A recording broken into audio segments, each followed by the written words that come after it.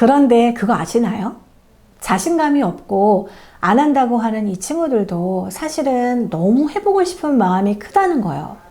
아이들의 자신감 없는 태도는 기질적인 면도 있지만 대부분 부모님의 말이 아이를 더 자신 없게 만드는 일이 많습니다.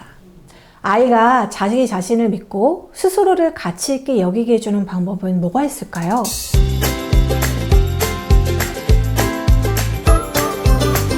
안녕하세요. 재현쌤의 요가쉼터 심재현입니다. 사소한 말에 필요 이상으로 의기소침해진다. 남의 눈치를 잘 본다. 자기 의견을 말하지 않는다. 칭찬받아도 마음껏 기뻐하지 않는다.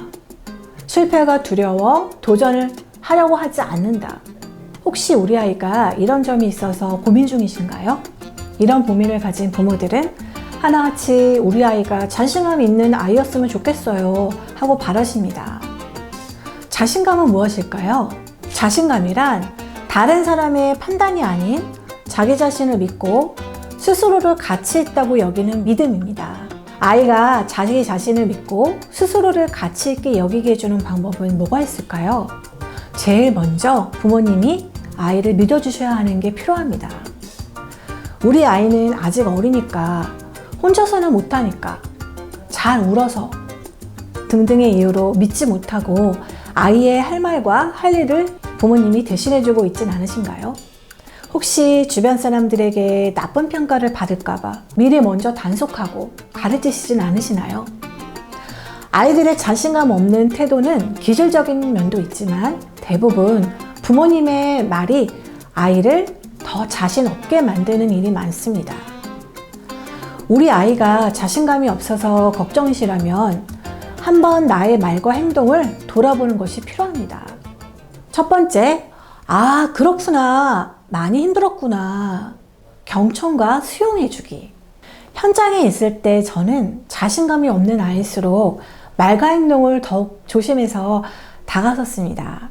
왜냐하면 자신감 없는 아이들은 대체로 자존감이 낮은 경우가 많아서 작은 일에도 쉽게 상처받을 수 있기 때문이에요. 그래서 이 아이들을 대할 때 항상 저는 작은 꽃처럼 대해주었습니다. 작은 꽃은 조심해서 만지지 않으면 찢어져 버리기 때문에 아주 살살 만져야 해요. 또 작은 기온 변화에도 시들어버려서 항상 주의 깊게 바라봐야 합니다. 우리 반에도 자신감이 없고 소극적인 아이가 있었어요. 제게 와서 재미있는 말을 해주면 마치 개그맨이 말한 것처럼 제가 크게 웃어주고 또 표정이 안 좋으면 먼저 다가서서 무슨 일 있어? 하고 물어봐 주었어요. 어느 날 제게 자기가 결석한 이유를 묻지도 않았는데 와서 이야기해 주더라고요. 그래서 이유를 물어보니까 급식 시간에 나오는 김치가 싫어서였다고 했어요. 부모님에게 말씀드리니까 몰랐다고 놀라시더라고요. 아이는 자신의 말을 언제나 잘 들어주었기 때문에 저에게 신뢰감이 생겨 아무한테도 말하지 못한 자신의 속마음을 이야기한 것이라고 생각이 들어요. 아이의 말을 경청해 주세요. 아, 그렇구나 하고 아이의 상태를 있는 그대로 수용해 주면 됩니다. 아이가 엄마 나 너무 추웠어, 손이 얼었어 라고 하면 우리 정빈이 추웠구나. 우선 따뜻한 물에 손을 씻어볼래? 하고요.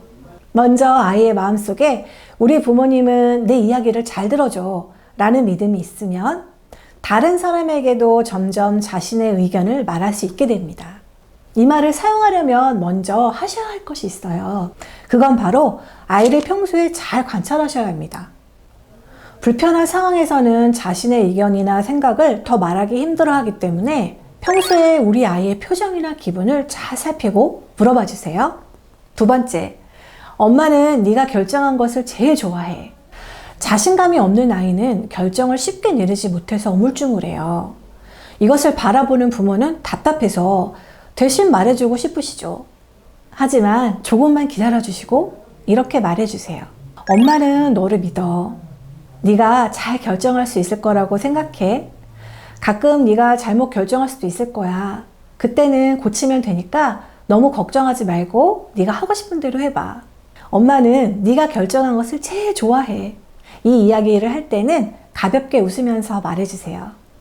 또 최대한 밝게 말해주시면 좋습니다. 그런데 정말 이 말은 부모님이 지겨우실 정도로 아이에게 수백 번 들려주세요. 아이가 가만히 있을 때도 그 말이 떠오르게요. 격려하며 여러 번 반복한 말은 평소에도 떠오르고 그 말은 아이를 조금씩 변화시킵니다. 의견에는 정답이 없고 정답은 한 가지만 있는 게 아닙니다. 편견을 버리고 아이의 의견을 수용해 주시면 좋겠습니다. 가끔 부모의 마음에 안 드는 결정을 하더라도 절대 지적하지 말고 긍정적인 물음으로 대안책을 주세요. 첫 번째 말에서 제가 말씀드린 것처럼 우리 아이는 찢어지기 쉬운 작은 꽃이기 때문에 상처가 쉽게 납니다. 꽃잎을 만지듯이 조심스럽게 물어봐 주세요. 너의 의견도 좋지만 이게 더 나을 수 있다고 생각해. 너 생각은 어떠니? 라고요. 그래도 자기 의견을 말하기 힘들어하는 아이에게는 1번, 2번, 3번으로 선택지를 주어서 아이가 고르게 해주세요. 세 번째, 실패해도 괜찮아. 우선 시도하는 게 중요해. 성공의 경험 주기. 자신감이 없는 아이들은 친구들과 어울리거나 나서는 일이 힘들어 자신은 부족하다고 느낄 수 있습니다.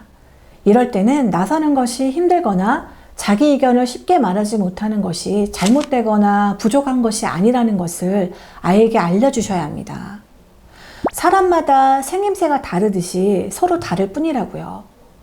자신감이 없는 아이들은 실패를 두려워해서 의욕적으로 시도하지 않으려고 할 수 있습니다. 이럴 때는 실패해도 괜찮아. 우선 시도하는 게 중요해. 라고 말해줄 수 있습니다. 심리학자 엘버트 반두라는 노력을 해서 달성한 경험이 많을수록 자기 효능감은 높아질 수 있다고 하였습니다. 실패하더라도 시도해보자, 괜찮아 라는 말은 수많은 도전을 응원하고 지지해주는 말입니다. 부모의 이런 말을 통해서 실패해도 괜찮다는 믿음은 아이들에게 도전할 수 있는 용기와 긍정적인 마음을 심어줍니다.